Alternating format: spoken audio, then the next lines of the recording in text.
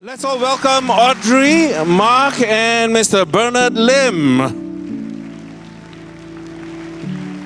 I'm excited to meet my two guests here as well. And this is a session that we really want to get them to kind of open up from their perspective of working in wherever the capacity they're doing right now. I'll let them introduce themselves in a short while. But for now, I just want a very short introduction. Yes, my name is Bernard. I work for Money FM on SPH Radio. In my career history, I managed media stations, television companies, and also ran a listed company for about 5 years. It was called Live Brands. I was the CEO for them for 5 years. So this is some of my business experience. Okay, with that, let me now start the floor rolling, or rather start the panel going. Maybe, Audrey, in about a minute, you can tell us a bit about what you do before we go to the question. Okay? Yeah. Hi everyone, I'm Audrey Joy. I've been a social entrepreneur for the last 10 years, and one of the first missions that the Lord called me to is to start a company called Play Mula. We taught kids, young people, and their parents about financial education and financial resilience. And so, following that journey, the Lord called me out of that business, and He brought me to see what poverty actually really looks like in Southeast Asia. And that's where we began to start the work with angels, and we started to begin to see how we could steward money as a way to finance and support social entrepreneurs. So, long story short, we started another business called Circles of Angels, and the mission is really to support entrepreneurs in Southeast Asia.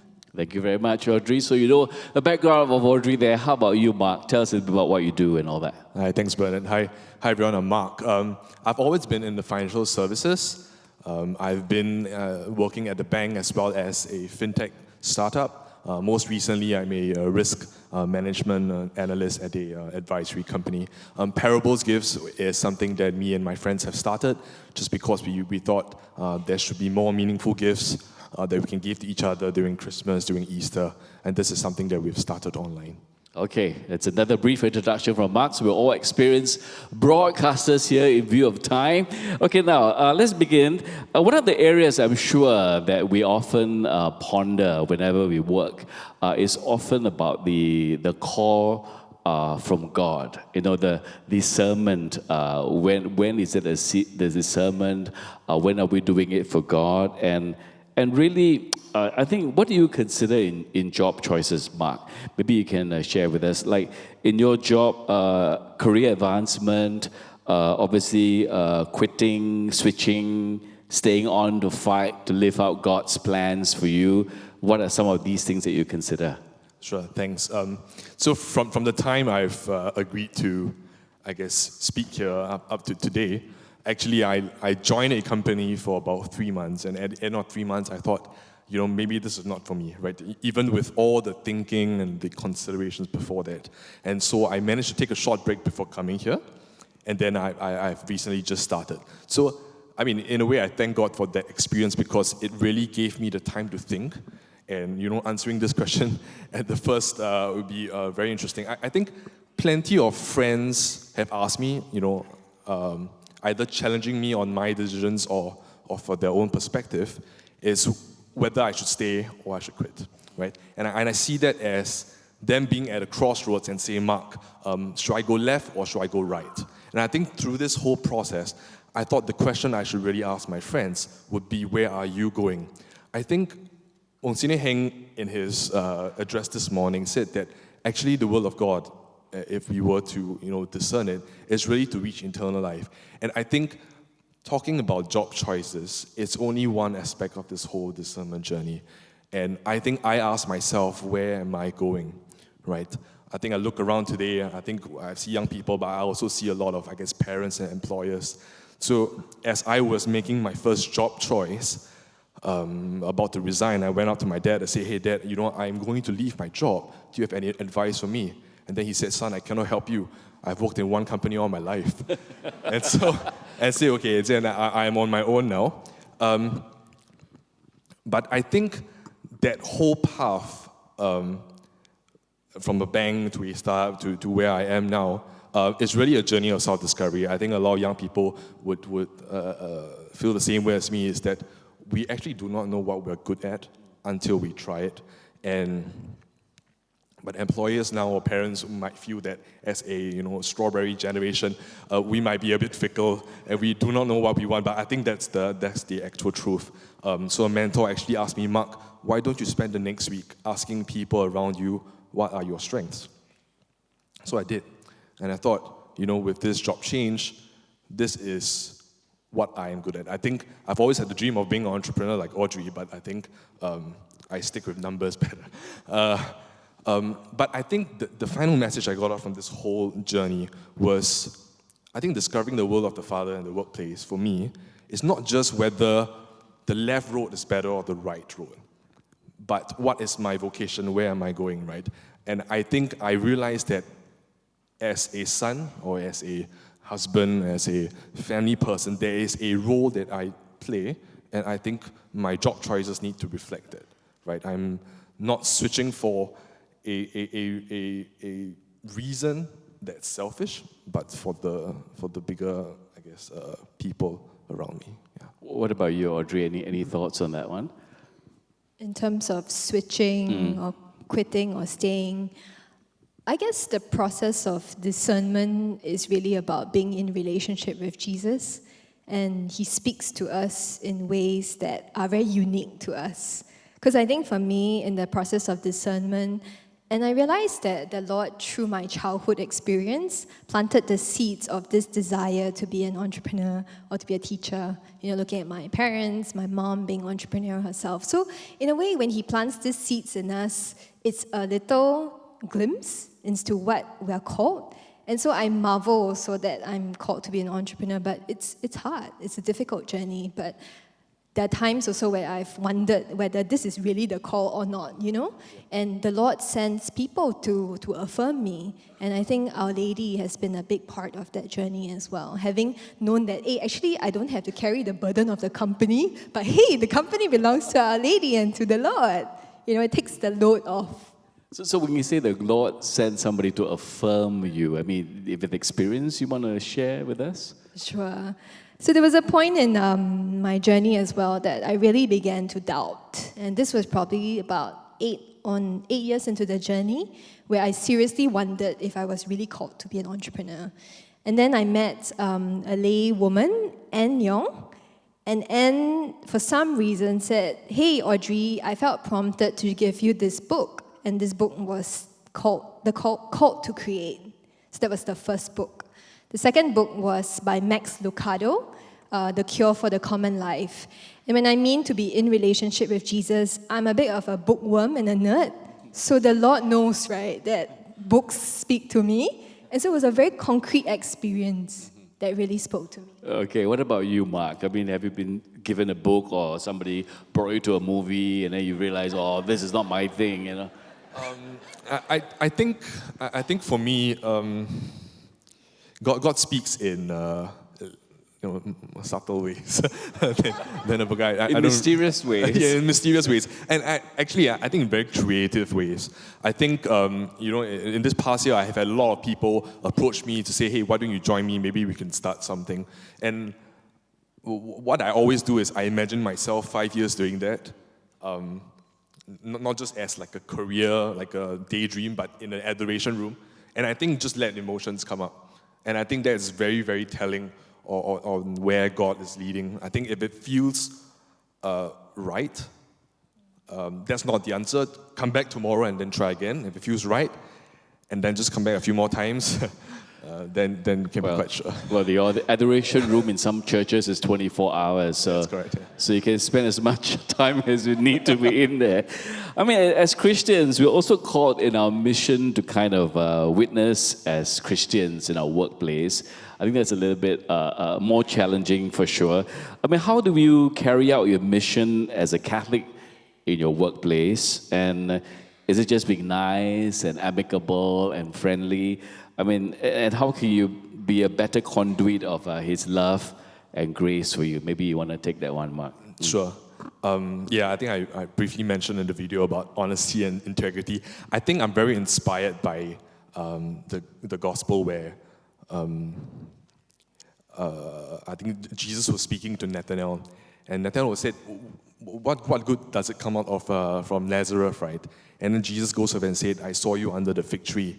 And Nathanael, you are a true Israelite, right? There's no deceit.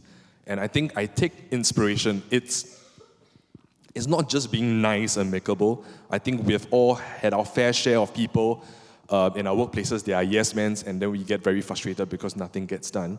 I like to think that I would like to speak the truth, right? In the most loving way possible, if I can.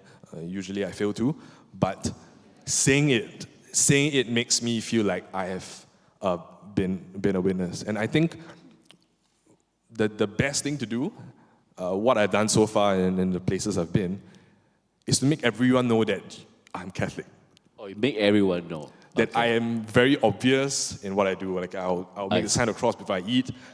I mean, there are two sides of it. One is they know what boundaries not to touch you, but then you also feel the pressure of standing up for what's right.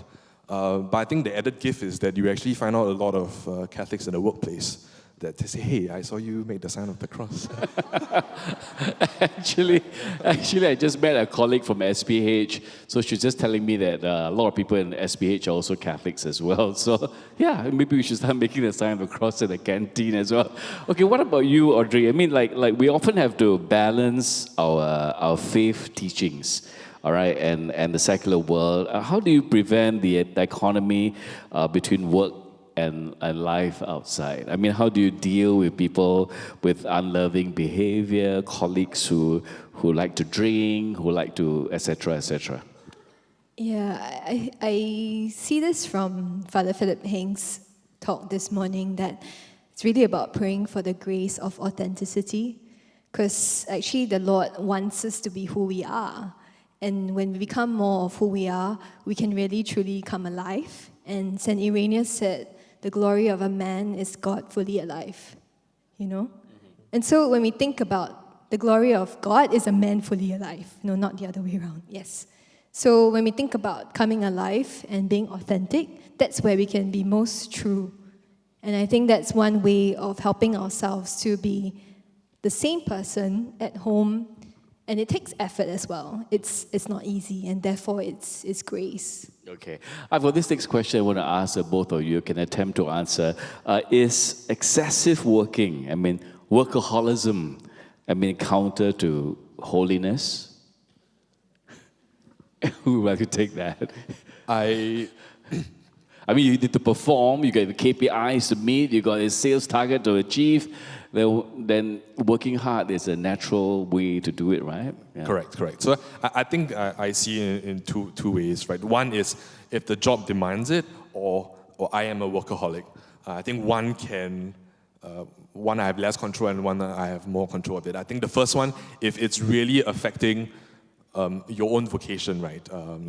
As a father, as a husband and daughter, or boyfriend, girlfriend, then that is something that you need. It becomes a factor in your own decision about your career, about your job.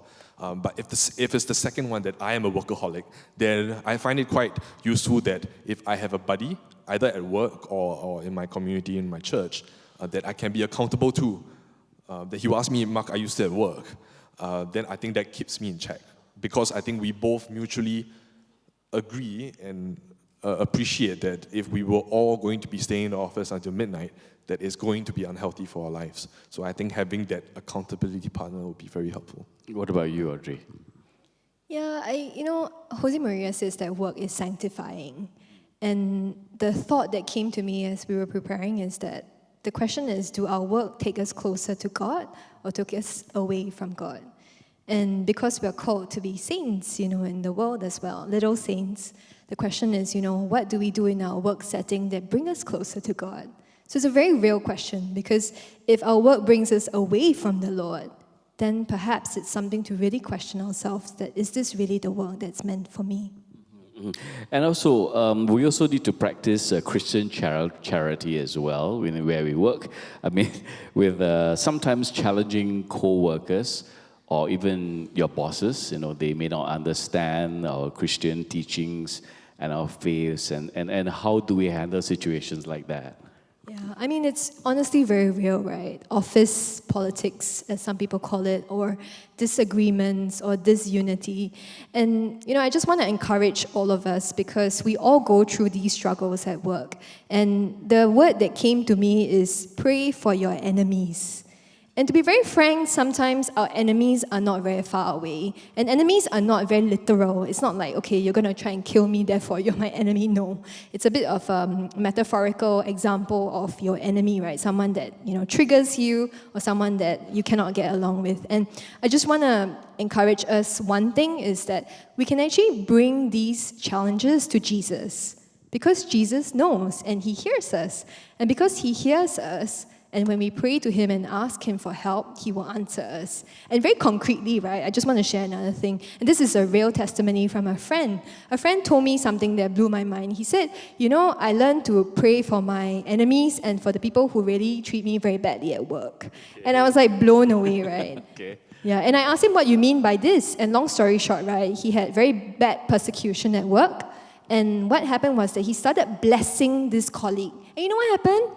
Months later, this colleague turned around and became good and respectful to him. Wow. Wonderful. So take note. That works. But it's What hard, about you? Any very hard to experience? pray for your enemies, I think I agree with Audrey. I mean, having been through the same similar situations, I guess all of us have, and praying for them really not just changes them, or we try and change them, but I think it changes our disposition. Maybe when they say something annoying, it's not that annoying anymore after we pray. So I think it goes both ways, right? And if we can try and understand where they have come from, or maybe they have been hurt before at the workplace, and then they pass it on. I think that's something that we can try and understand as well. I think having a focus for yourself is also important. I think just to share some of my experience. I mean, when I was working for Life Brands, we were looking for places to operate bars and restaurants, etc. in Thailand. So going to Thailand was a bit of a frequent thing for me. So as the clients there receiving us, bringing us around, so meetings in the office, dinner, then drinks, then afterwards they were etc., etc. So a lot of times there were also moments that I was also put in a position that I felt that I should be practicing what I believe in. I mean, I read in a church on the weekends, so sometimes I have to constantly check myself to know that certain times I have to stop at a certain point. So these are some of the issues. So obviously, it is not easy. It is not easy doing all that. I think what about, we also need to talk about prayer and community at work. I mean, how does prayer and having a living relationship with Jesus define your life at work? Maybe with not much time, so maybe we should get them quickly, yeah? Can I have the image, please? There is an image that Audrey has requested for us to screen. Just have a look at this image. Yeah. So this was given to me by a friend who's a doctor. And this image really symbolizes Jesus Christ at work.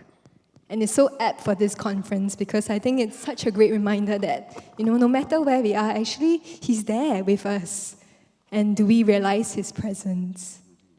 Yeah. Very powerful picture. When I saw that on the chat, I thought, that was really powerful. Jesus is just somewhere right behind you, but to your left or to your right, but He's looking out for you. Any parting comments before we wrap up? Mark, do you have something to say? Yeah, I think one takeaway that I wanted to share was that the job is not who we are, and we are not our jobs. And I think as we struggle with these decisions, whether I want to stay or whether I want to go, we cannot conflate the two, right? Our vocation as who we are, as God calls us to, is separate from what we do on a daily basis in our jobs, right? We can tie them together, but in cases where we are trying to discern, it can be easier to see God's plan, right? Slowly revealed to us if we can bifurcate the two. Any parting words from you before we wrap up, Audrey? Well, again, when I was preparing for this, I asked Jesus, I said, Lord, what do you want to tell your people? And then what came to me was from the Gospel of John, chapter 2, verse 3. And it was actually Our Lady who said, they have no more wine. And I thought that was so interesting because I wasn't thinking about Mother Mary like yesterday, but then, Our Lady is so present too. But this symbolizes also that Our Lady is actually interceding for us. And it's such a consolation. Okay. No, I mean, personally, from me, it's really having the focus that in your life so that there's no right or wrong answer. A lot of times you have to discern, you have to make decisions. And for me, I think staying connected in a spiritual way is very important. As in that means going to your 24-hour prayer room regularly helps. Yeah. So we certainly hope that we entertain you. We provided some insights to this topic of how to work with faith and how to make our life at work more pleasant for everybody. Thank you very much. Thank you.